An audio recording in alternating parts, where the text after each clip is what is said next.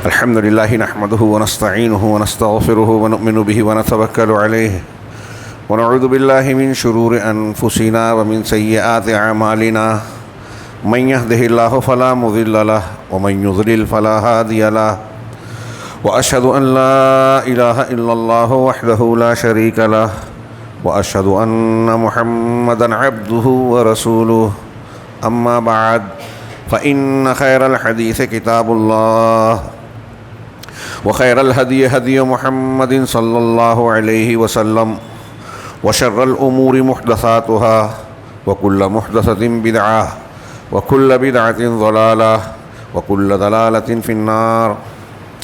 أعوذ بالله من الشيطان الرجيم. بسم الله الرحمن الرحيم. يا أيها الذين آمنوا أطيعوا الله وأطيعوا الرسول وأولي الأمر منكم فإن تنازعتم في شيء فردوه إلى الله والرسول إن كنتم تؤمنون بالله واليوم الآخر ذلك خير وأحسن تأويلا. محترم حاضرین،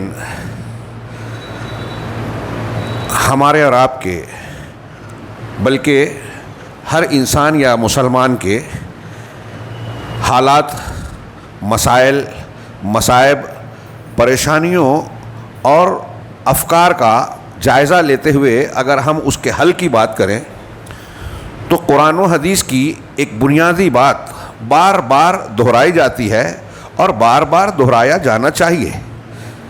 بلکہ میں یہ کہوں کہ ابھی جو میں نے خطبہ مسنونہ پڑھا، اس کے الفاظ مختلف موقعوں پر جمعہ کے خطبے کے علاوہ بھی دہرائے جاتے ہیں، بار بار دہرائے جاتے ہیں. اس میں آخری جو کلمات ہیں میں سمجھتا ہوں سب کو یاد ہوں گے. فَإِنَّ خیر الحدیث کتاب اللہ یا کلام اللہ، سب سے بہتر بات، سب سے بہتر کلام اللہ کا کلام ہے. کیا مطلب ہے اس کا؟ یعنی دنیا میں، کائنات میں، وجود میں جتنے بھی کلام، جتنی بھی باتیں ہیں، کوئی کتنا بڑا دانشور، فلسفی، ڈاکٹر اور اہل علم میں سے ہو، کسی بھی لائن کا ہو، ان کی باتوں کے مقابلے میں اللہ کا کلام سب سے بہتر ہے. ظاہر سی بات ہے، اللہ کا کلام سراسر ہدایت ہے، برکت ہے، فضیلت ہے. اس میں ہمارے لیے سراپا خیر ہے. یعنی اللہ کا کلام قرآن. اس کے بعد کا جملہ ہے وخیر الہدی، ہدی محمد. اس کو ہدی بھی پڑھ سکتے ہیں اور ہدا بھی پڑھ سکتے ہیں. ہدی معنی طریقہ، ہدا معنی ہدایت. سب سے بہتر ہدایت، سب سے بہتر طریقہ محمد صلی اللہ علیہ وسلم کا طریقہ ہے. میں یہ ذہن میں رکھیے کہ ہم یہ بار بار دہراتے ہیں اور بظاہر مانتے بھی ہیں کہ سب سے بہتر طریقہ محمد صلی اللہ علیہ وسلم کا طریقہ ہے. اب اللہ کا کلام سب سے بہتر، رسول کا طریقہ سب سے اچھا طریقہ، اور اس کے فوراً بعد کہا وَكُلَّ مُحْدَثَةٍ بِدْعَةٍ، ہر نئی چیز بدعت ہے. وَكُلَّ بِدْعَةٍ ضَلَالَةٍ، اور ہر بدعت گمراہی ہے. بعض روایتوں میں الفاظ ہے کہ ہر گمراہی جہنم کی طرف لے جاتی ہے. اب ایک طرف خیر الکلام قرآن، خیر الہدا یا خیر الہدی محمد صلی اللہ علیہ وسلم کا طریقہ، اس کے مقابلے میں نئی چیز بدعت ہے، گمراہی ہے. کتنی صاف بات ہے. اور یہ دو جملے دو طرف کے، یہ ہماری زندگی کے سارے مسائل کو حل کرنے کے لیے کافی ہیں. میں نے عرض کیا کہ یہ بات ہم بار بار دہراتے ہیں، سارے مسلمان پڑھتے دہراتے ہیں، ترجمہ جانتے ہیں. لیکن آج کی حقیقی زندگی میں دیکھیں تو یہ روز دہرائی جانے والی، بار بار کہی جانے والی بات مسلمان مانتے نہیں ہیں. گزشتہ ہفتہ مسجد خلیل میں نے جو باتیں کہی، یہ سمجھ لیجیے کہ اس کا اگلا پہلو ہے اس کے بعد، کہ مسلمانوں کے مسائل میں بڑا محدود وقت ہوتا ہے. میں چاہ رہا ہوں کہ میری باتیں ادھر ادھر نہ ہوں. اس کے لیے کچھ اقتباس، دو تین اقتباس بڑے جامع، ہو سکتا ہے آپ کو محسوس ہو کہ یہ بات ہم سن چکے ہوں، لیکن اسے دہرائیے، اس کی گہرائی میں جائیے، مسلمانوں کے مسائل، حالات کا جائزہ لیتے ہوئے اس پر غور کیجیے. علامہ ابن تیمیہ رحمہ اللہ کی ایک عبارت ہے، وہ کہتے ہیں من تدبر احوال العالم وجد کل صلاح فی الارض فسببہ توحید اللہ وعبادتہ، کہ جو شخص عالم کے، دنیا کے، یہ اپنے زمانے میں علامہ ابن تیمیہ کہہ رہے ہیں اور ہر زمانے کے لیے یہ بات بالکل مناسب ہے، کیونکہ ان کی بات نہیں ہے. یہ قرآن و حدیث سے حاصل کی ہوئی بات ہے، اس کا نتیجہ ہے. تو کہہ رہے ہیں کہ جو احوال عالم پر، دنیا کے حالات پر تدبر کرے گا، غور کرے گا، وجدہ کل صلاح فی الارض، تو پائے گا کہ زمین میں، دنیا میں جتنی بھی اچھائیاں ہیں، صلاح ہے، خیر ہے، فسببہ توحید اللہ و عبادتہ، اس کا سبب، بیس، وجہ اللہ کی توحید اور اس کی عبادت ہے. یہ میں کہہ رہا ہوں، آپ سن رہے ہیں، لیکن میں یہ سمجھ رہا ہوں کہ بہت سے لوگوں کی سمجھ میں نہیں آیا ہوگا. ہم جب بات کرتے ہیں کہ انسان و جن کی تخلیق کا مقصد توحید ہے، اللہ کے اوامر نواہی اس میں شامل ہے، اس کو ماننا ہے. جو کہا کرو مان لیجئے، جو کہا نہ کرو رک جائیے. یہ اللہ کی عبادت کے معنی میں، توحید کے معنی میں شامل ہے. حضرت علی نے اس آیت کی تفسیر میں یہی بات کہی بھی ہے، وَمَا خَلَقْتُ الْجِنَّ وَالْإِنسَ إِلَّا لِيَعْبُدُونِ. تو بہت سے لوگوں کو لاجیکل یہ بات سمجھ میں نہیں آتی کہ اللہ کی توحید اور اللہ کی عبادت، یہ سارے صلاح، دنیا کی خیر و بھلائی کی بنیاد ہے. اگر آپ لاجیکل غور کریں تو توحید اور عبادت پر جب کوئی بندہ قائم ہوگا تو وہ اچھا انسان ہوگا، ہر جگہ انصاف کرنے والا ہوگا، ہر حقدار کو اس کا حق دینے والا ہوگا، ہر شر سے، ہر ظلم سے، ہر زیادتی سے، دوسروں کے حقوق کو غصب کرنے سے بچنے والا ہوگا. تبھی وہ توحید کے تقاضوں کو پورا کرے گا، اللہ کی عبادت کو پورا کرنے والا ہوگا. یہ میں نے بہت مختصراً یہ سمجھانے کے لیے کہ لوگوں کی لاجیکل سمجھ میں نہیں آتا، اس پر غور کیجئے جو تھوڑی سی میں نے 2 جملے کی تشریح کی، تو علامہ ابن تیمیہ کا یہ جملہ سمجھ میں آئے گا. آگے مزید وضاحت کرتے، مزید کہتے ہیں وطاعت رسولہ، صرف اللہ کی عبادت اور اس کی توحید کے ساتھ جوڑا اس کے رسول صلی اللہ علیہ وسلم کی اطاعت. خیر الکلام کلام اللہ و خیر الہدی ہدی محمد پڑھا ہم نے. سب سے بہتر ہدایت رسول کی ہدایت ہے. اللہ نے ان کو ہمارے لیے نمونہ بنایا، اللہ نے لوگوں کی رہنمائی کرنے کے لیے آپ کو مبعوث فرمایا، جنت کا راستہ بتایا، دنیا کی سعادت، کامیابی، فلاح اور دنیا کے مسائل، مصائب، غموم، ہموم کے حل کا ذریعہ بنایا. اور ہماری بس سمجھ میں یہ بات نہ آئے تو حیرت کی بات ہے کہ ہمارے مسائل کا حل اللہ تبارک و تعالیٰ نے رسول اللہ صلی اللہ علیہ وسلم کے ذریعے سے عطا فرمایا. صرف تھیوریکل نہیں، پریکٹیکل بھی اللہ کے نبی صلی اللہ علیہ وسلم نے پیش کیا کہ آپ کی مصیبتیں، پریشانیاں آئیں، نشیب و فراز زندگی کے آئیں تو کیسے کیا مسئلہ حل کرنا چاہیے. تو رسول کی اطاعت میں ہماری مصیبتوں کا، ہمارے مسائل کا حل ہے. کیا ہم مانتے ہیں؟ ابھی آگے بات آئے گی، میں اشارہ کروں کہ جتنے مسائل ہمارے درمیان ہیں، گھر سے لے کے، اپنی نفس اور ذات سے لے کے اجتماعی تک، اجتماعی حالات تک، عالمی سطح تک، آپ غور کیجئے کہ ہر جگہ مسلمان نبی کریم صلی اللہ علیہ وسلم کی سیرت، تعلیمات اور ثابت شدہ امور جو مختلف فی ہے چھوڑ دیجئے، جس میں اختلاف ہے جانے دیجئے. جو متفق علیہ ہے کہ اللہ کے رسول صلی اللہ علیہ وسلم کا طریقہ ہے، تعلیم ہے، آپ کی ہدایت ہے، اس میں مسلمان کیا نبی کریم صلی اللہ علیہ وسلم کی اطاعت کر رہا ہے؟ ہمارے یہاں فرقے ہیں رسول کی مخالفت کی بنیاد پر. نبی صلی اللہ علیہ وسلم کے طریقے سے آپ ہٹے، آپ نئے راستے پہ چلے گئے، نیا اصول بنایا، نیا فرقہ بنا لیا. آپ نے کسی کا حق مارا، رسول کی مخالفت کر رہے ہیں. آپ عبادات میں کاٹ کسر کر رہے ہیں، کوتاہی برت رہے ہیں، مداہنت کر رہے ہیں، ترک کر رہے ہیں، رسول کی مخالفت کر رہے ہیں. پوری زندگی دیکھ لیجئے. تو رسول کی اطاعت اور اللہ کی توحید دنیا کی ہر سعادت اور خیر و صلاح کی بنیاد ہے، سبب ہے. یہ علامہ ابن تیمیہ کہہ رہے ہیں، اور یہ جو جمعہ میں ہم پڑھتے ہیں سمجھ لیجئے کہ اسی کا بیان ہے تھوڑا سا. اور آگے کہا وَكُلُّ شَرٍ فِي الْعَالَمِ وَفِتْنَةٍ وَبَلَاءٍ وَقَحْطٍ وَتَسْلِيطِ عَدُوٍ وغیر ذالک. جملوں پر، لفظ پر غور کیجئے کہ اور دنیا میں جتنا بھی شر ہے، فتنہ ہے، بلا ہے، قحط، خشک سالی، بارش نہ ہونا، پانی کی قلت، خشک سالی ہونا، قحط، سیلاب، طوفان، اس کی ضد، ہاں، وَتَسْلِيطِ عَدُوٍ، اور دشمن کا مسلط ہونا، دشمن کا مسلط ہونا، اور اس کے علاوہ جو بھی مصیبت ہو. غزہ میں دشمن مسلط ہے، ہتھیاروں کے ذریعے سے روز قتل عام ہو رہا ہے، بموں کی بارش ہو رہی ہے، تو ہم کو دکھائی دیتا ہے، وہ خبر میں رہتا ہے. ہم پر اور آپ پر بھی کیا دشمن مسلط نہیں ہے؟ ہمارے گھر، ہمارا دین، ہماری مسجدیں، ہمارے نوجوان، ہمارے اوقاف، عبادت گاہیں اور بہت ساری چیزیں کیا خطرے میں نہیں ہیں؟ اور مسلمان اپنے آپ کو بے بس محسوس نہیں کرتا؟ یہ ہم یہاں کی بات کر رہے ہیں، دنیا کے کسی بھی ملک میں چلے جائیے، وہ ممالک بھی جہاں مسلم حکومت ہے، غلبہ ہے، وہاں بھی مسائل شدید اور سنگین قسم کے ملیں گے۔ علامہ ابن تیمیہ کہہ رہے ہیں اور بجا کہہ رہے ہیں، قرآن و حدیث کی بہت ساری بے شمار دلیلوں کی بنیاد پہ کہہ رہے ہیں کہ جتنے بھی دنیا میں مسائل ہیں، فتنے ہیں، قحط ہیں، دشمن کا غلبہ ہے، تسلط ہے، اس کا فسببہ مخالفت الرسول صلی اللہ علیہ وسلم، اس کا سبب رسول صلی اللہ علیہ وسلم کی مخالفت والدعوت الی غیر اللہ، اور غیر اللہ کی طرف دعوت دینا ہے۔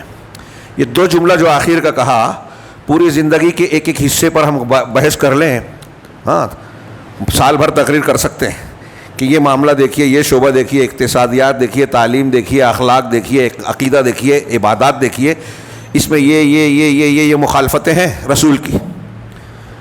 ہاں صحابہ کرام نے غزوہ احد میں اللہ کے نبی صلی اللہ علیہ وسلم جو سپہ سالار لشکر بھی تھے اور پیغمبر بھی تھے، آپ کی ایک بات کو نہیں مانا۔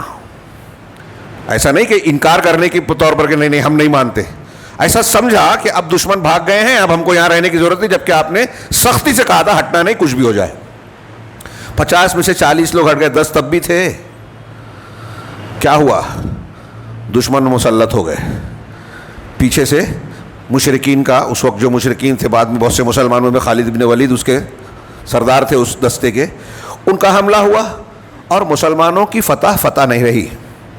70 صحابہ کرام شہید ہوئے، نبی کریم صلی اللہ علیہ وسلم زخمی ہوئے، اور اللہ تبارک و تعالیٰ نے قرآن میں اس کے بارے میں جو باتیں کہی ہیں، آپ پڑھیے، سورہ آل عمران کی کئی رکوع ہے کہ تم کو جو تکلیف پہنچی یہ تمہاری اپنی نافرمانی کی وجہ سے، آپس کے اختلاف کی وجہ سے۔ تو مسلمانوں کو دشمن کا نقصان کیسے ہوا؟ آپسی اختلاف سے۔ وہ امور بھی جو قرآن و حدیث میں صاف ہیں، ہم اس پہ متفق نہیں ہوتے۔ میں ابھی بیان کروں کہ اس معاملے میں اللہ اور رسول کا یہ فرمان ہے، کتنے لوگ ایسے ہیں جو کہیں گے کہ ٹھیک ہے، لیکن ہمارا مسلک یہ نہیں ہے، ہمارے علماء، ہمارے امام کا یہ طریقہ ہے، ہمارے پیر صاحب اور سلسلے کا یہ شغل ہے، یہ طریقہ، یہ رہنمائی ہے، ہم اس پر عمل کریں گے، نبی صلی اللہ علیہ وسلم کی بات پر نہیں۔ ہمارے پیر صاحب، ہمارے سلسلے والے نبی صلی اللہ علیہ وسلم کو زیادہ جاننے والے تھے، ہم جاہل ہیں، لہذا نبی کی حدیث آ بھی گئی تو ہم پیر صاحب کی مانیں گے، وہ زیادہ جانتے تھے۔ اور بعض لوگ تو جرأت کرتے ہیں کہ بھئی پیر صاحب نے خواب میں کشف جو حاصل کر لیا، اللہ سے ڈائریکٹ لے لیا، تو اللہ بھی ڈائریکٹ ان کو دیتا ہے، ان کو نبی کی ضرورت ہی نہیں ہے۔ یہ کفر ہے جو یہ مانتا ہے، اور ہے ہمارے یہاں صوفیوں کے یہاں یہ عقیدہ ہے۔ بہت سی چیزیں ایسی ہی اختیار کیے ہوئے سمجھتے ہیں کہ ہمارے پیر صاحب کو ڈائریکٹ اللہ نے دے دی، ہم اس کو مان رہے ہیں۔ ایسی کفریہ چیزیں ہمارے درمیان چل رہی ہے، ہم مسلمان ہیں، بم گر رہے ہیں، گرفتار ہو رہے ہیں، بلڈوزر چل رہا ہے، پریشان ہیں، قانون ہمارے خلاف بن رہا ہے، ہم کو کھلواڑ بنا لیا گیا ہے، دنیا کی باتیں کرتے ہیں، یہ جماعت وہ جماعت، میمورنڈم دیا جائے، احتجاج کیا جائے، کورٹ میں جایا جائے، ٹھیک ہے، یہ اسباب ہیں، ہو سکتے ہیں ضرورت کے موقع پر، لیکن اگر یہ بنیادی سبب نہیں ہے تو یہ میمورنڈم، یہ احتجاج، یہ چیخ و پکار، سیمینار، کانفرنس کوئی مطلب نہیں رکھتا۔ لیکن اس سبق کو ماننے کے لیے کیا مسلمان تیار ہے؟ نہیں تیار ہے۔ اکثریت جو ماننے کا دعویٰ کرتا ہے وہ بھی نہیں مانتا۔ ہم آپس میں کہتے ہیں، ہاں ہمارا سوشل میڈیا پہ دیکھ لیجیے، عوام کا، خواص کا، قدم قدم پر قرآن و حدیث کی مخالفت کرتے ہیں، بتایا جائے تو غلطیوں پر بھی دلیل پیش کرتے ہیں، یہ اور بڑا جرم ہے۔ اور پھر کھلی کھلی برائی کس مرحلے میں، میں کون سی بات پیش کروں مختصر سے وقت میں؟ کل تذکرہ نکلا تھا درس میں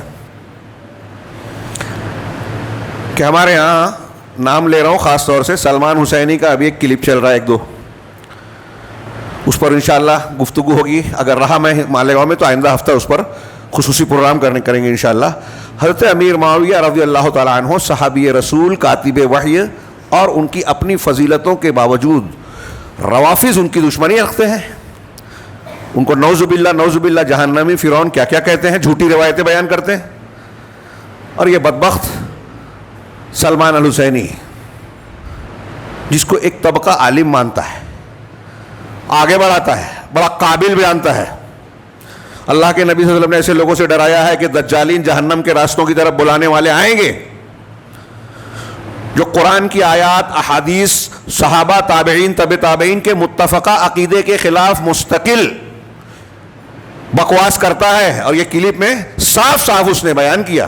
حضرت امیر معاویہ رضی اللہ تعالیٰ عنہ کو روایت پیش کی کہ اللہ کے رسول کہتے ہیں کہ اس امت کا فرعون معاویہ ہے، سب سے برے بدترین حکام اور عمرہ میں سے ہے، میرے ممبر پر نظر آئے تو قتل کرو. یہ 3 الگ الگ روایتیں بیان کی ہے، سب کے سب جھوٹی ہے، ساقط ہے. آخری والی جو بیان وہ تو کسی حدیث کی کتاب میں ہے ہی نہیں، رافضیوں کی بنائی ہوئی ہے، موضوع اور من گھڑت روایتیں ہیں. اس کے بالمقابل اللہ تبارک و تعالیٰ نے فتح مکہ سے پہلے اور فتح مکہ کے بعد اسلام قبول کرنے والے مسلمانوں کے بارے میں کہا کہ کل وعد اللہ الحسنہ. سورہ حدید کی آیت کل رات میں نے پیش کی تھی، پوری آیت نہیں پڑھ رہا ہوں فی الحال، کہ اللہ نے ہر ایک سے حسنہ کا، جنت کا وعدہ کیا ہے. اللہ جس سے جنت کا وعدہ کیا ہے، جن سے اللہ راضی ہوا، ان کو یہ فرعون کہہ رہا ہے، تو یہ کیسا مسلمان ہے؟ یہ اللہ کی مخالفت کر رہا ہے، رسول کی مخالفت کر رہا ہے. رسول اللہ صلی اللہ علیہ وسلم نے حضرت امیر معاویہ کے مسلمان ہونے کے بعد ان پر اعتماد کیا، کاتبین وحی میں شامل کیا، کئی مقامات پر امیر بنایا. حضرت عمر فاروق نے شام کا امیر بنایا. کس نے؟ عمر فاروق نے، جن کی نگاہ کیسی تھی اور ان کی تعریف کرتے تھے حضرت عمر. بہت سی روایتیں ہیں. انتہائی ذہین، فتین، اور بارڈر کا علاقہ تھا شام کا، نازک جگہ تھی. حضرت عمر نے ان کو ہٹایا نہیں. عثمان غنی رضی اللہ تعالیٰ عنہ عمر فاروق کے بعد میں ان کو قائم رکھا. بخاری میں امام بخاری نے ان کا ذکر کرتے ہوئے کہا کہ ابن عباس کہتے ہیں کہ وہ فقیہ ہیں، سمجھدار، دین کی فقاہت رکھنے والے ہیں. انہو فقیہ. ابن عباس تعریف کر رہے ہیں. ابن عمر کہتے ہیں کہ میں نے ان سے زیادہ سیاست اور قیادت کو جاننے والا نہیں دیکھا. کسی نے کہا آپ کے ابا عمر بھی تو تھے. کہا عمر کا درجہ اور فضیلت بہت اونچی ہے، لیکن معاویہ کی سیادت اور قیادت سب سے اعلیٰ تھی. ابن عمر کہتے ہیں ایسے دسیوں صحابہ تابعین کے اقوال جمع کر لیجیے، اور کسی ایک صحابی کو بھی برا بھلا کہنا علماء اہل سنت کا، سن لیجیے جملہ یاد رکھیے گا، اہل السنہ والجماعہ، اہل الحدیث، صحابہ، تابعین، تبع تابعین، محدثین، ان کی بات کر رہا ہوں. ان کا اتفاق ہے کہ کسی ایک صحابی کو بھی برا کہنے والا انسان ملحد ہے، زندیق ہے، کافر ہو سکتا ہے، درجات ہو سکتے ہیں. حضرت امیر معاویہ رضی اللہ عنہ کے فضائل میں پھر کوئی میں نے کہا بعد میں تفصیلی گفتگو ہوگی. اور یہ شخص کھلے کھلے عام کہہ رہا ہے، مسلمان اسے سن رہے ہیں، بڑا سمجھتے ہیں. اہل سنت والجماعت، وہ اہل سنت والجماعت کے طریقے پہ ہے ہی نہیں، رافضیت اور شیعیت کا شکار ہے، ایجنٹ ہے ان کا. ایسے کئی ایجنٹ ہمارے یہاں سنتے ہیں، ہمارے نوجوان بتانے کے بعد بھی سنتے ہیں، اپنے آپ کو وہ قابل سمجھتے ہیں، بدعتیوں کو فروغ دیتے ہیں، اپنے علماء پر تنقید کرتے ہیں. اسرائیل کا دم چھلا، جس کو سلف نے یہودیوں کا کتا کہا، روافظ کو، یہ ابھی تھوڑی سی جنگ کیا ہو گئی دکھاوے کی، اس کی حقیقتیں جب سامنے آئے گی تو حیرت میں پڑ جائیں گے آپ. بہت ساری چیزیں ہے. جنگ ملک کی تھی، کوئی دین کی نہیں تھی. فلسطینیوں کی ہمدردی نہیں کی کبھی ایران نے کبھی سنیوں کی ہمدردی نہیں کی ہے. پوری تاریخ میں ہمیشہ جو دھوکہ کیا ہے، غدر کیا ہے، دشمنوں کا ساتھ دیا، اہل کتاب کا ساتھ دیا اہل سنت کے خلاف. ابھی کی تاریخ میں بھی وہی ہو رہا ہے، ہوتا رہا ہے. میں نے بیان کیا پچھلے ہفتے، شام میں گزشتہ 10-15 سال میں لاکھوں سنی اور سلفی کا قتل کیے گئے. شریک ہے ایران. غزہ کے لیے کچھ نہیں کیا. آج لوگ سعودی عرب کو بولتے ہیں، سب سے زیادہ سعودی عرب کر رہا ہے. دکھائی نہیں دیتا، خبریں وہ نہیں اس انداز میں پیش کی جاتی ہے کہ اس کو اور وہ نام اپنا پیچھے رکھتا ہے اسٹریٹجیکل بنیاد پر. ہمارے یہاں لوگ دین کی بنیادیں جانتے نہیں، اچھے اچھے پڑھے لکھوں کو دیکھا کودنے لگے. ہاں اسرائیل ہمارا دشمن ہے، لیکن روافظ ہمارے دوست نہیں ہیں. اہل علم نے حساب کتاب لگایا اور صحیح لگایا، بتایا کہ ان سے زیادہ نقصان دہ یہ ثابت ہے، ان سے زیادہ مسلمانوں کا قتل یہ کر رہے ہیں. ابھی شام میں، عراق میں، لیبیا میں، لیبیا میں، یمن میں، ہر جگہ آپ دیکھ سکتے ہیں.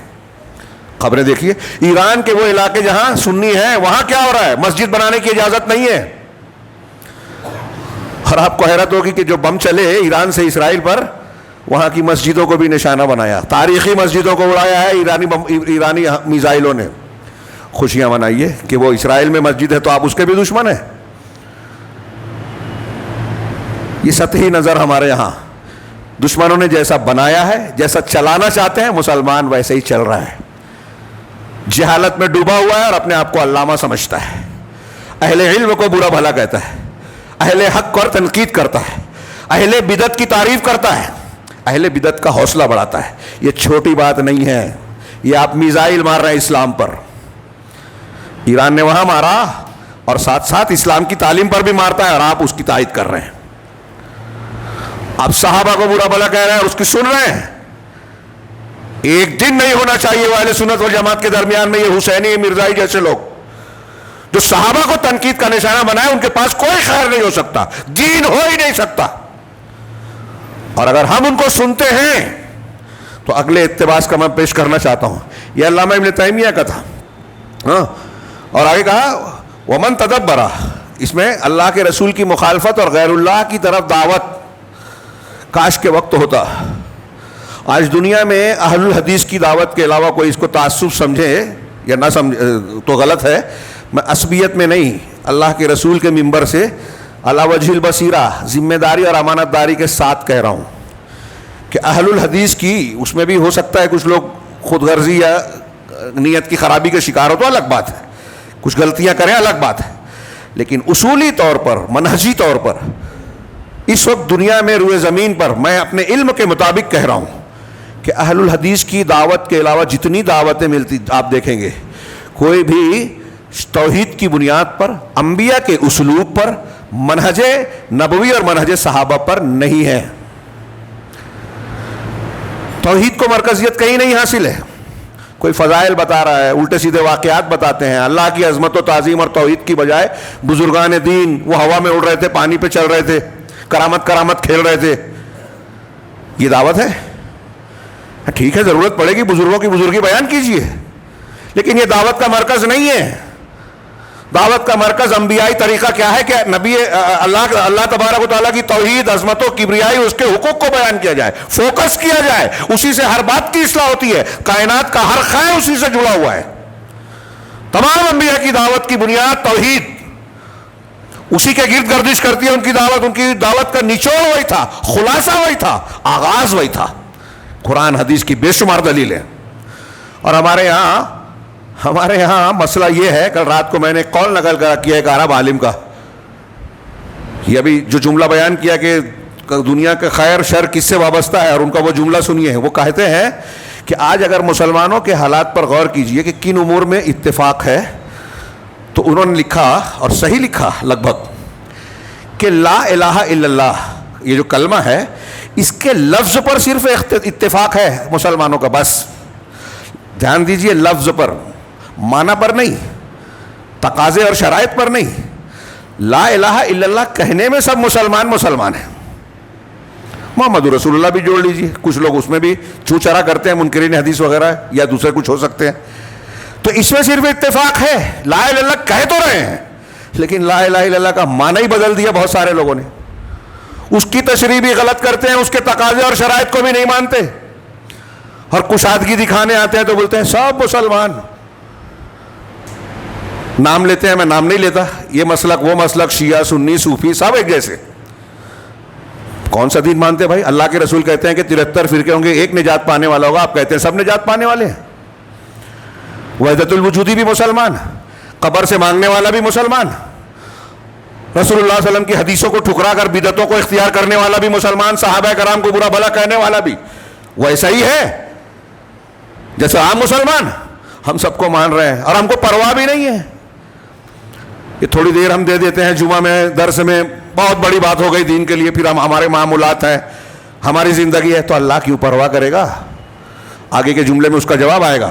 تو دعوت الی غیر اللہ، میں یہ عرض کر رہا تھا کہ آج بہت ساری دعوتیں، جماعتیں، افراد کام کرتے ہیں، لیکن آپ دیکھیں گے کوئی پیر صاحب کے سلسلے کی طرف بلا رہا ہے، کوئی خاص مسلک کی طرف بلا رہا ہے، کوئی خاص فکر، لال ڈائری والی خاص فکر کی طرف کہ حکومت قائم ہو جائے، یہ ہو جائے، وہ ہو جائے، عنوان ہے۔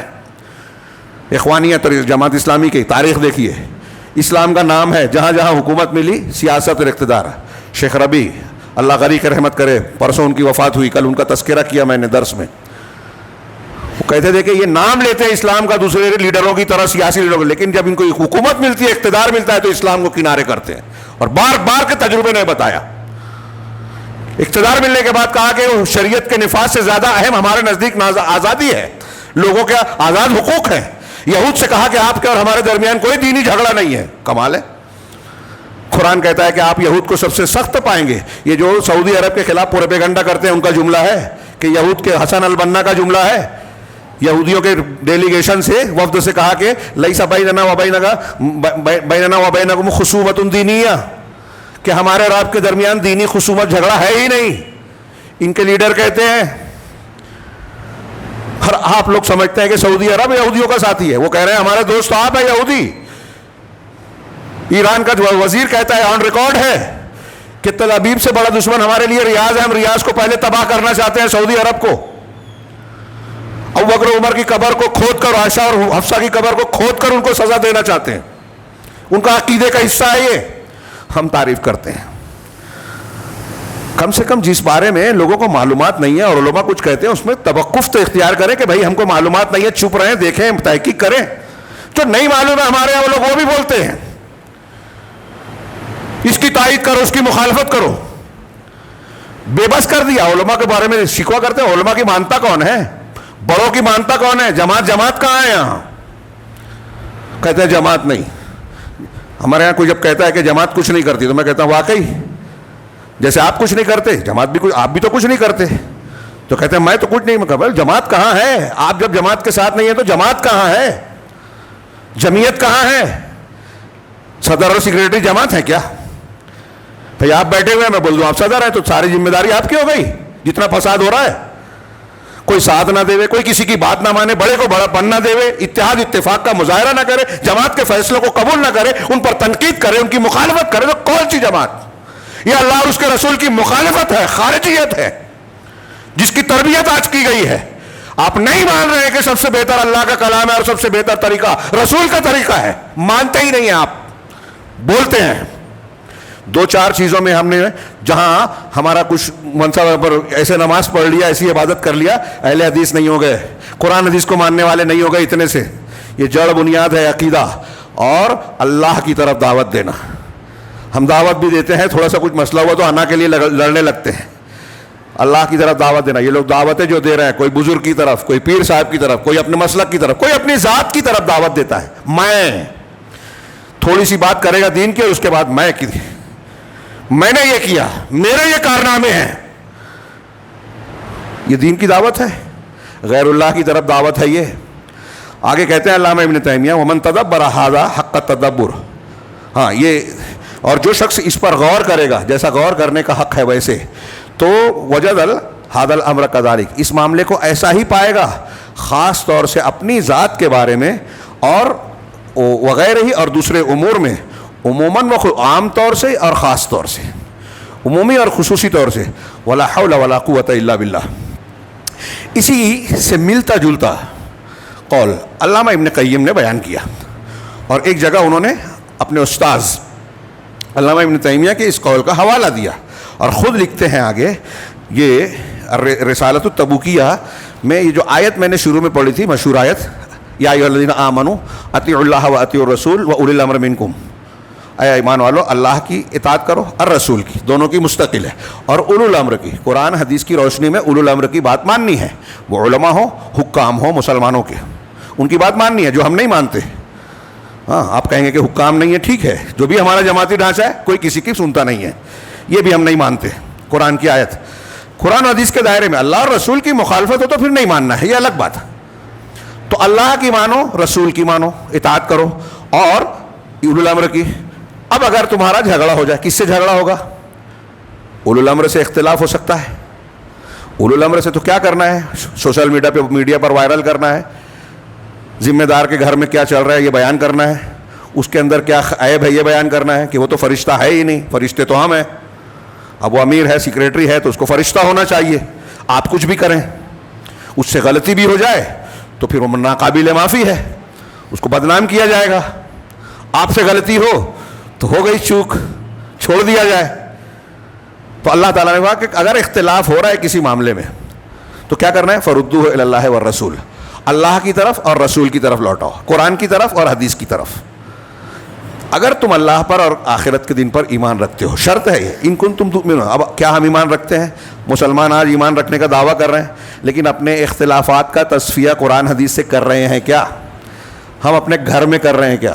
حصے بکرے کا جھگڑا ہے, ساس بہو کا جھگڑا ہے, بیٹے باپ کا جھگڑا ہے. ان جھگڑوں میں ابھی مسلکی چھوڑ دیجئے, ان جھگڑوں میں بھی کیا ہم اللہ اور رسول کی بات مانتے ہیں؟ ہمارے شہر میں کوئی محلہ, کوئی گلی شاید ایسی نہیں ملے گی جہاں کچھ اختلاف ہے اور سالہ سال سے حل ہی نہیں ہو رہا ہے. علماء پنچ آئے, پنچ سب سمجھا چکے, قرآن حدیث بتا چکے, نہیں مانتے. 3 پیڑھیاں گزر گئی, حصے بکرے تقسیم نہیں ہوئے, ترکہ تقسیم نہیں ہوا. کیوں نہیں ہوا؟ کیا قرآن حدیث میں کوئی اغماض ہے, پیچیدگی ہے, نہیں سمجھ میں آتا؟ نہیں, ماننا نہیں چاہتے. اللہ کا کلام سب سے بہتر ہم جمعہ میں بولتے ہیں, رسول کا طریقہ سب سے بہتر طریقہ ہم زبان سے کہتے ہیں, ماننے کا دعویٰ کرتے ہیں. حصے بکرے کی تقسیم اس طریقے سے نہیں کرنا چاہتے, حقوق دینا نہیں چاہتے, بھائی کا حق, بہن کا حق, ماں باپ کے حقوق, پڑوسی کے حقوق. یہاں سب ہمارا اپنا فلسفہ چلتا ہے. نہیں, ہاں ٹھیک ہے, قرآن حدیث میں یہ ہے, ہم کو معلوم ہے, لیکن یہ ایسا ہے. وہاں آپ کا طریقہ قرآن حدیث سے زیادہ الگ ہے اور بہتر ہے. کیا ہم مانتے ہیں؟ میں جو کہہ رہا ہوں دوسروں پر نہیں, ہر شخص یہاں اپنے آپ پر غور کرے, میں بھی اپنے آپ پر غور کروں, میں اپنے آپ کو بھی کہہ رہا ہوں. تو علامہ ابن قیم اس آیت کی تفسیر میں, جو میں نے تھوڑی سی تشریح اپنے طور سے کی, آگے کہتے ہیں کہ ومن تدبر العالم, یہ ابن قیم کی عبارت ہے, جو کائنات کے پر غور کرے گا, حالات پر غور کرے گا, والشرور الواقعۃ فیہ, اور اس کائنات میں جو واقع ہونے والے شرور ہیں, جنگ ہو رہی ہے, بے روزگاری ہے, غریبی ہے, بہار میں سیاسی مقاصد کے لیے لوگوں کو پریشان کیا ہے, لوگ پریشان ہیں کہ کل ہم ہندوستانی اپنے آپ کو ثابت کر پائیں گے کہ نہیں کر پائیں گے, اور یہ تلوار زیادہ مسلمانوں پر لٹکتی ہے, غریبوں پر بھی, دوسروں پر بھی. ایسے بہت سے مسائل ہیں. تو کائنات کے حالات پر آپ اپنے گھر پر غور کیجئے, اور اس میں جو شر, فساد, بیماری, پریشانی لاحق ہو رہی ہے, اس پر غور کرے گا. علامہ ابن قیم کہہ رہے ہیں تو عالمہ جو غور کرے گا وہ جان جائے گا, اسے اس بات کا ادراک اور علم حاصل ہوگا کہ ان کل شر فی العالم, کائنات میں جتنا بھی شر ہے, برائی ہے, فسببہ مخالفت الرسول, اس کا سبب ہے رسول کی مخالفت. اب اس کے بھی درجات ہیں, کچھ لوگوں سے کوتاہی ہو جاتی ہے, معفو عنہ ہے, کچھ لوگ جان بوجھ کر بیٹھتے ہیں, شرمندہ ہوتے ہیں, کچھ لوگ کرتے ہیں شرمندہ نہیں ہوتے, کچھ لوگ کرتے ہیں مخالفت کرتے ہوئے کہ نہیں ہم نہیں مانتے. دھیان دیجئے جو میں کہہ رہا ہوں بہت کم وقت ہے, بہت سرسری طور سے ذکر کر رہا ہوں. اب جیسے ایک آدمی صوفی ہے, اس کے پیر صاحب نے کوئی ایک طریقہ بتایا, کوئی ایک عبادت بتائی, ہم کہیں کہ یہ بدعت ہے. کیا آپ عبادت کرتے ہیں صرف اللہ کے ایک نام کا ذکر کہ یا قویو یا قویو یا قویو, یا رزاقو یا رزاقو یا رزاقو, الحق الحق الحق, یہ ہمارے یہاں کچھ لوگ کرتے ہیں. علامہ ابن تیمیہ اور دوسرے بہت سے علماء نے لکھا کہ یہ بدعت ہے, ثابت نہیں ہے. نبی صلی اللہ علیہ وسلم سے جتنے بھی ذکر ہیں وہ پورا جملہ ہے جس کا معنی ہوتا ہے. جیسے الحمدللہ, تمام تعریف اللہ کے لیے, پورا جملہ ہے, ایک مطلب ہے. سبحان اللہ, اللہ ہر عیب سے پاک ہے, یہ معنی ہے, پورا جملہ ہے. لیکن جب آپ کہہ رہے ہیں یا رزاقو یا رزاقو یا غفارو یا غفارو, کیا مطلب ہوا؟ آپ کا نام پکار کے میں بولوں اے پھلاں اے پھلاں اے پھلاں, تو آپ 4 مرتبہ سننے کے بعد کہیں گے آگے بول, کیا مطلب ہے؟ تو یہ تو خیر لاجک بات ہوئی. اللہ کے رسول صلی اللہ علیہ وسلم سے کوئی ایسا ذکر ثابت نہیں ہے. کہاں سے لائے آپ؟ میڈ ان انڈیا,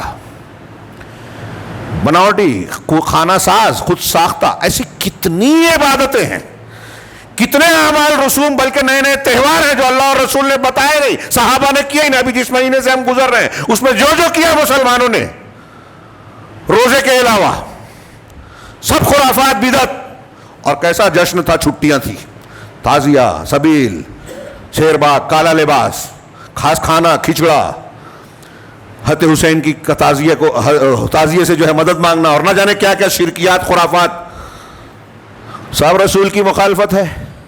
اس کی طرف لوگ دعوت دے رہے ہیں, جن کو دین کے لیے پسینہ بہانے اور نماز پڑھنے کا موقع نہیں ہے وہ ماتم اور نوا ماتم کر رہے ہیں جس کو اللہ اور رسول نے منع کیا، جس کو کفر کہا اللہ کے رسول اللہ نے کہ میری امت میں 2 چیزیں کفر کی، اس میں سے کہا کہ مردے پر نوا کرنا، جس کو کفر کہا وہ ہم کر رہے ہیں، اور اس پر اس لیے نہیں بولتے کہ وہ ایک مسلک کی مخالفت ہو جائے گی۔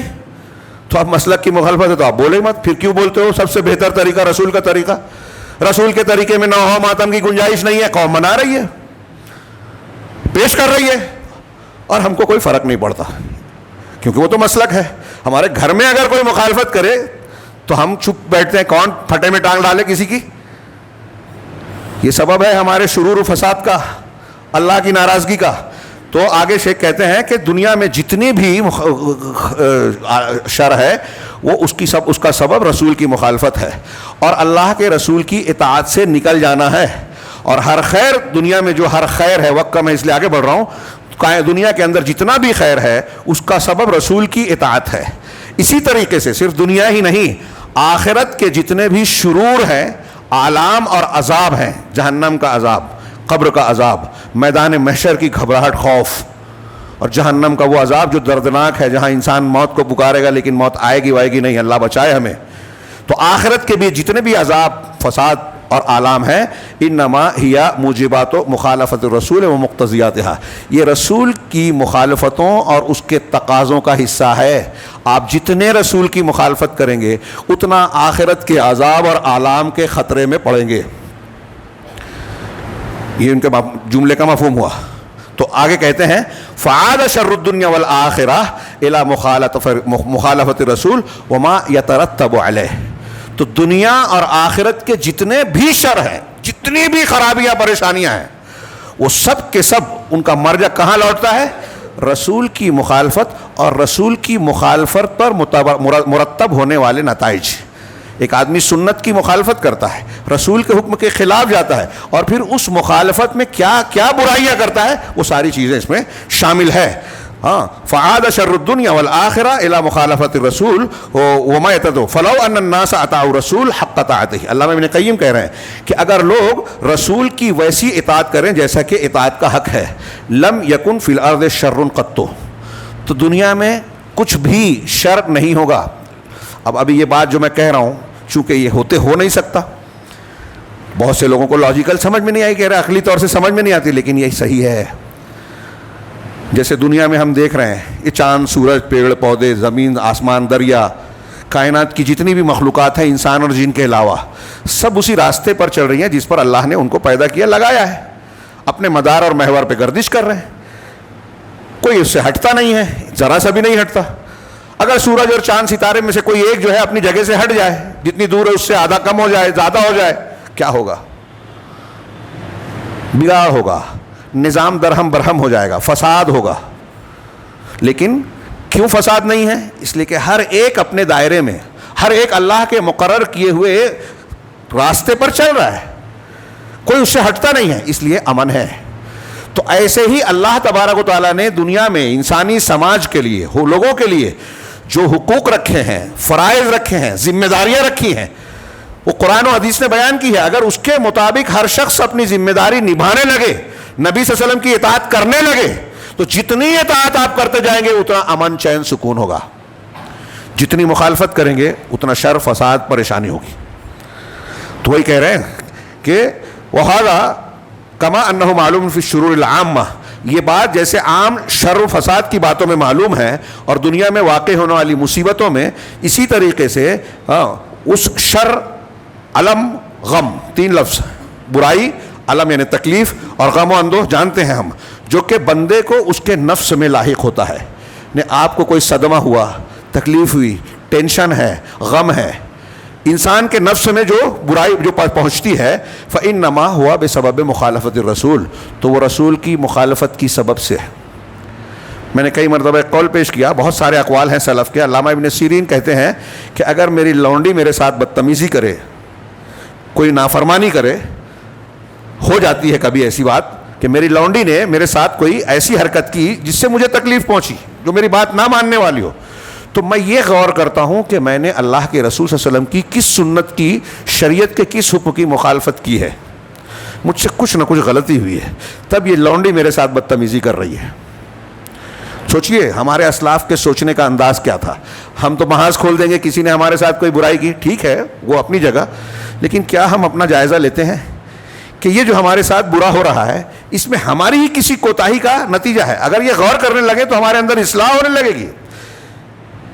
لیکن جیسا کہ کسی نے مذاق میں کہا تھا, لیکن وہ حقیقت ہے عام مسلمانوں کے لیے, وہ علماء کے لیے کہا تھا کہ لوگوں کی ہمیں دوسرے لوگوں کی آخرت کی بڑی فکر ہوتی ہے اور اپنی دنیا کی. ہم میں سے ہر ایک اپنی دنیا کی فکر کرتا ہے, اور جب لوگوں کے لیے تقریر کرتا ہے تو آخرت بتاتا ہے, اور اپنے لیے سوچتا ہے کہ دنیا مجھے ملے. یہ بڑا مسئلہ ہے. تو کہا وَإِلَّا, کہہ رہے ہیں کہ فَإِنَّ, یہ مخالفت رسول سے ہوتے, ورنہ رسول اللہ صلی اللہ علیہ وسلم کی اطاعت. یہ جملہ لکھنے والا ہے, کہتے ہیں وَإِلَّا فَطَاعَتُهُ هِيَ الْحِصْنُ الَّذِي مَنْ دَخَلَهُ فَهُوَ مِنَ الْآمِنِينَ, کہ اللہ کے رسول صلی اللہ علیہ وسلم کی اطاعت ایسا قلعہ ہے کہ جو اس میں داخل ہو گیا وہ آمنین, امن والوں میں سے ہوگا, محفوظ لوگوں میں سے ہوگا. والکہف الذی من لجأ الیہ فہو من الناجین, اور ایسا غار ہے کہ جو شخص اس میں پناہ لے گا وہ نجات پانے والوں میں سے ہوگا. فعلم, تو یہ بات معلوم ہو گئی کہ دنیا اور آخرت کے جتنے بھی شرور ہیں وہ یا تو ما جاء بہ رسول, یعنی رسول کی لائی ہوئی تعلیمات سے جہالت کی وجہ سے, یا اس کی مخالفت کی وجہ سے, اس سے نکل جانے گے. جہالت یا مخالفت, یا تو آپ اور ہم رسول کی تعلیم کو جانتے ہی نہیں ہیں, جو لوگوں نے بتا دیا ماحول کر رہا ہے ہم بھی کر رہے ہیں, دیکھنے کی ضرورت ہی نہیں, تحقیق نہیں کر رہے ہیں کہ صحیح عبادت کا طریقہ کیا ہے, یہ تہوار ثابت ہے کہ نہیں جو ہم منا رہے ہیں, وہ عبادت وہ ذکر ثابت ہے کہ نہیں جو رسول نے کہا, جو لوگ بیان کر رہے ہیں عمل کر رہے ہیں. بس مولوی صاحب نے بیان کیا, لمبا کرتا لمبی داڑھی کسی نے بیان کر دی تو جھوٹی حدیث بھی بیان کی, صحابہ کے خلاف بھی بیان کی, لوگ پیچھے چل رہے ہیں, سب کو مان, ارے اتنے بڑے مولانا. ابلیس بابا بھی بہت بڑا تھا, بڑا بابا تھا, بہت سے لوگوں کو گمراہ کیا. تو کسی کی لمبی داڑھی, حضرت اللہ کے رسول نے تنبیہ کی ہے, صحابہ سے کہا تھا خارجیوں کی نماز کے سامنے تمہارا اپنی نماز کمتر سمجھو گے, ان کے روزے کے سامنے, تلاوت کے سامنے اپنے عمل کو کم سمجھو گے. وہ قرآن پڑھیں گے حلق کے نیچے نہیں اترے گا, دین سے ایسے نکل جائیں گے جیسے تیر شکار کو چھید کر نکلتا ہے, مل جائے تو قتل کرنا. یہ روایت میں نے بہت بیان کی ہے اور آگے میں کہتا ہوں اس کو کہ اللہ کے رسول نے کہا مل جائے تو قتل کرنا, لیکن ایسی نماز ایسے روزے والے ملیں گے تو ہم ہمارے یہاں لڑکے لائک کریں گے, کیونکہ شعور ہی نہیں ہے, پہچان ہی نہیں ہے کہ یہ خارجی ہے. میزائل مار دیا اسرائیل پہ تو بابا بن گیا. اب سعودی عرب کی برائی کیجیے, جو توحید کو پھیلا رہا ہے, قرآن کو پھیلا رہا ہے, منہج سلف کو پھیلا رہا ہے, اس کا علم بردار ہے, اس کی مخالفت جھیل رہا ہے, اس کی مخالفت. اور کس کی تائید؟ جو قبر پرستی, جو صحابہ کو برا بھلا کہتا ہے, جو قرآن کا رد کرتا ہے, جو اسلامی دعوت کو جگہ جگہ روکتا ہے, جو یہود و نصارہ کا جگہ جگہ ساتھ دیتا ہے, پوری تاریخ سے لے کر اب تک اہل سنت کا قتل کرتا ہے, اس کا ساتھ دیں گے. تو اللہ کے رسول کہہ رہے ہیں کہ دھوکہ نہیں کھانا ظاہر سے, ایسی خبروں سے. میڈیا ایسی ہی خبریں بتاتا ہے جو آپ کو بتانا ہے کہ مسلمانوں کو یہ بتانا ہے, اس کے اندر گھسیے, تحقیق کیجئے. لیکن عجیب بات ہے کہ نیٹ کے اس دور میں گلوبل ولیج لوگ بولتے ہیں آج بھی سچی خبریں بہت کم آتی ہیں, اور ہم سچی آتی ہے تو نہیں مانتے, جھوٹوں کی جھوٹی باتیں مان لیتے ہیں, اس پہ تبصرہ کرتے ہیں, اپنی فکر اور موقف کو استوار کرتے ہیں. بڑے بڑے لوگوں کو دیکھا میں نے, بہہ گئے. اور یہ بار بار ہوتا ہے. تو دجال جب آئے گا کیا ہوگا, وہ بھی چمتکار دکھائے گا. تو ایسے لوگ جو ظاہری خبریں دیکھ کر, یہود و نصارہ کی ایجنسیوں کی خبریں دیکھ کر اہل سنت اور اہل حق کی مخالفت کرتے ہیں, وہ اس وقت بھی دجال کا ساتھ دے کے اہل حق کی مخالفت کر سکتے ہیں. پناہ مانگنا چاہیے, اسی لیے اللہ کے رسول نے تعلیم دی صلی اللہ علیہ وسلم. تو کہہ رہے ہیں کہ دنیا, یہ کہہ رہے ہیں آگے اور بھی باتیں کہی ہیں لیکن وقت زیادہ ہو گیا. اس سلسلے میں صاحب کتاب نے, اس اقتباس کو نقل کرنے والے نے بڑی پیاری بات کہی کہ اس کا ذکر کرتے ہوئے کہا کہ آج مسلمان ہم اور آپ مختلف قسم کی مصیبتوں, بلاؤں, پریشانیوں میں پورے چار دانگ عالم میں ہر طرف سے گھرے ہوئے ہیں. بالکل صحیح ہے, آج وہی نقشہ ہے. ہر طرف سے مسلمان پسائے مسائل اور اس میں گھسے گھرے ہوئے ہیں. تو یہ کیوں ہیں؟ کہہ رہے ہیں یہ جو ہے مخالفت رسول, دعوت الی غیر اللہ اور شرک کی وجہ سے ہے. یہ بات میری طرف سے بھی, دوسرے علماء کی طرف سے بھی بار بار دہرائی جاتی ہے, لیکن حقیقت یہ ہے, لوگ سوچتے ہیں بار بار وہی کہی جاتی ہے, لیکن حقیقت یہ ہے کہ جب تک ہمارے درمیان شرک ہے, جب تک ہمارے درمیان بدعات ہیں, تو میں سمجھتا ہوں کسی دوسرے موضوع پر گفتگو کرنا غیر ضروری ہے. یعنی اصل بیماری کو بنیاد کو چھوڑ کے شاخ پتوں پر بات کرنے کے برابر ہے. عرب علماء کا ایک وفد آیا تھا دلی میں, وہاں کچھ مسائل پہ طلبہ کے درمیان بحث چل رہی تھی. ایک ہفتہ وہ خواجہ نظام الدین اولیاء جو کہتے ہیں ان کی مزار پہ وزٹ کے لیے چلے گئے. دیکھا یہاں لوگ سجدہ کر رہے ہیں, عبادت کر رہے ہیں, پگلا گئے. دوسرے دن ہم لوگ تدریبی کورس میں گئے تھے, کئی اساتذہ تھے پڑھانے والے, اپنے اپنے پیریڈ میں آئے. کسی ایک استاذ نے بھی دوسرے دن ہم کو پڑھایا نہیں, اسی پر بیعت کی سب نے. اور کہنے لگے کہ آپ لوگ یہاں کلاس میں کچھ مسائل پر گفتگو کرتے ہیں کہ یہ مسئلہ یہ صحیح اور یہ غلط. یہ مسائل ٹھیک ہے, آپ بحث کرتے رہیے, لڑتے رہیے بعد میں, لیکن اگر شرک پایا جاتا ہے, جو ہم نے کل اپنی آنکھوں سے دیکھا, سوچتے نہیں تھے, پڑھتے تھے, سنتے تھے, کتابوں میں پڑھا تھا, اور یہ سمجھتے تھے کہ بھئی پرانے زمانے میں جاہلی دور میں یہ تھا, شیخ محمد بن عبد الوہاب کے زمانے میں بھی تھا, ان کے پہلے, تو ہم کو سمجھ میں نہیں آتا تھا. آج ہمارے یہاں ہے نہیں, سعودی عرب میں شرک اور قبر پرستی نہیں ہے. یہ ہندو بھی بولتا ہے آج, بہت سے بدعتی بھی مانتے ہیں کہ وہاں بدعت اور شرک نہیں ہے. تو کہا ہم سنتے تھے, دیکھے نہیں تھے, لیکن دیکھا تو حیرت زدہ رہ گئے. اگر یہ موجود ہے تو سب چھوڑ کر مل کر اس سے لڑیے. یہ مسلمانوں کی مصیبتوں کی جڑ ہے, یہ عرب علماء سب نے کہا, اور وہ کہیں نہ کہیں قرآن حدیث کہہ رہی ہے. ہماری مصیبتوں کی جڑ بنیاد ہے رسول کی مخالفت, توحید کی مخالفت. آج ہمارے یہاں ہے یا نہیں ہے؟ یہ سلمان جیسے لوگ, مرزا علی انجینئر جیسے لوگ, ڈاکٹر اسرار جیسے لوگ, ڈاکٹر ذاکر نائک کو ماننے والے, اگر وہ بھی قرآن حدیث کے خلاف بات کر رہے ہیں تو ہمارے یہاں لوگ ان کے پیچھے دوڑنے لگتے ہیں, تائید کرنے لگتے ہیں, علماء سے لڑنے لگتے ہیں, دلیل دے رہے ہیں, نہیں مانتے. کیا ہے یہ؟ آپ کے نزدیک بڑا کون ہے؟ اور اس پر بحث کرتے ہیں, علماء کو پریشان کرتے ہیں. ان کے بارے میں آپ کیا کہتے ہو, ان کے بارے میں کیا کہتے ہو؟ ارے قرآن حدیث جڑ بنیاد ہے. جو ایماندار علماء ربانیین, اسے بیان کرنے والے قابل قدر معتبر علماء ہیں, ان کو پکڑ لیجئے. یہ نئے نئے اگنے والوں کو چھوڑ دیجئے, ان کو فارورڈ مت کیجئے, سنیے مت, مسئلہ مت بنائیے, مار ڈالیے ان کو ذکر کیے بغیر. مگر ہم فتنوں کو اجاگر کرتے ہیں, یہ کون وہ کون. اور جن علماء سے درس لینا چاہیے, جن کی مجلسوں میں بیٹھنا چاہیے, جن سے علم سیکھنا چاہیے, ان پر نقد کر کے ان سے دور رہتے ہیں. یہ مصیبت کی سب سے بڑی بنیاد ہے. آپ اللہ اور رسول کی مخالفت کر رہے ہیں, صحیح موقف کی مخالفت اس لیے کر رہے ہیں کہ آپ علماء اور علم سے دور ہیں, جانتے ہی نہیں کہ صحیح کیا ہے غلط کیا ہے. یہ بھی شعور نہیں ہے اور شوق بھی نہیں ہے. وہ لگ گئے وہ زمانے, پتہ چلتا تھا اللہ کے رسول کی حدیث سکھا رہے ہیں تو مہینوں کا سفر کر کے جا رہے ہیں. امام احمد بن حنبل نظر بند ہے, پھر بھی باقی ابن مخلد جا رہے ہیں, بھکاری بن کے روز جو ہے بھیک مانگ کے ایک ایک حدیث, دو حدیث سن رہے ہیں. حضرت موسیٰ علیہ السلام نے خضر کی طرف سفر کیا, یہاں تو تھوڑی دیر ہو جائے درس میں, خطبے میں, تو لوگوں کو جان پہ آتا ہے. دین کا یہ شوق ہے. تو جب سیکھنا ہی نہیں ہے تو اب آپ جانیں گے نہیں تو مانیں گے کیسے؟ اور جو ماحول بتاتا ہے, جو آپ کا دماغ کہتا ہے, وہ مان لیتے ہیں. اس میں آگے میں یہی بیان کرنا چاہتا تھا. آگے ایک چیز یہ کہ پرانے بدعتیوں اور نئے بدعتیوں کے درمیان موازنہ کیا. میں ایک دو قول پیش کر کے بات کو ختم کرتا ہوں. امام ذہبی نے کہا, ایک طرف قرآن حدیث کو ماننے کی یہ بات ہے, اور وہ میں نے ادھورا چھوڑ دیا وقت کی وجہ سے. ہاں, وہ کہتے ہیں کہ جب تم کسی بدعتی متکلم کو دیکھو, علم کلام والے, جیسے ہمارے آج کہتے ہیں نا اللہ ہر جگہ ہے, ہر چیز میں ہے, عرش پر نہیں ہے, وہ متکلم ہے.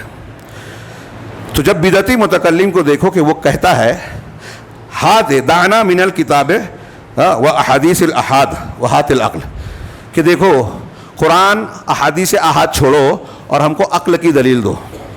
اگر امام ذہبی, ایسے بہت سے لوگ ہیں آج بھی ہیں, منکرین حدیث ہیں, اخوانی ہیں, جدید دور کے خارجی ہیں, کہ عقل میں نہیں آتی بات, معجزہ کیسے مانیں گے, حدیث کیسے مانیں گے, عذاب قبر کیسے مانیں گے, فلاں اور فلاں چیز نہیں عقل میں آتی ہے. تو جو یہ کہے, امام ذہبی کہتے ہیں کہ چھوڑو قرآن حدیث, عقلی دلیل دو, تو کہتے ہیں فَعَلَمْ أَنَّهُ ابو جہل, تو جان لو کہ وہ ابو جہل ہے. یعنی ایک عقل کی بنیاد پر آپ سے قرآن حدیث کے خلاف دلیل مانگ رہا ہے, وہ ابو جہل ہے. وَإِذَا رَأَيْتَ السَّالِكَ التَّوْحِيدِ, اور سالک توحیدی یعنی صوفی کو اگر تم دیکھو, سلوک اور طریقت پر چلنے والا صوفی کو دیکھو, وہ یہ کہتا ہے کہ دعنا من النقل والعقل, کہ نقل اور عقل چھوڑو, نقل عقل نہیں چاہیے مجھے, وہات الذوق والوجد, ذوق اور وجد لاؤ.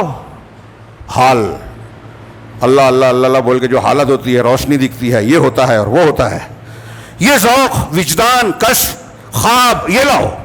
تو کہہ رہے ہیں فَعَلَمْ أَنَّهُ ابلیس. تو علامہ ظاہری کہتے ہیں کہ جان لو کہ وہ ابلیس ہے. قرآن حدیث کو چھوڑ کر کوئی عقل مانگے، قرآن حدیث اور نقل عقل کو چھوڑ کر کوئی ذوق مانگے، اس کے بارے میں کہہ رہے ہیں.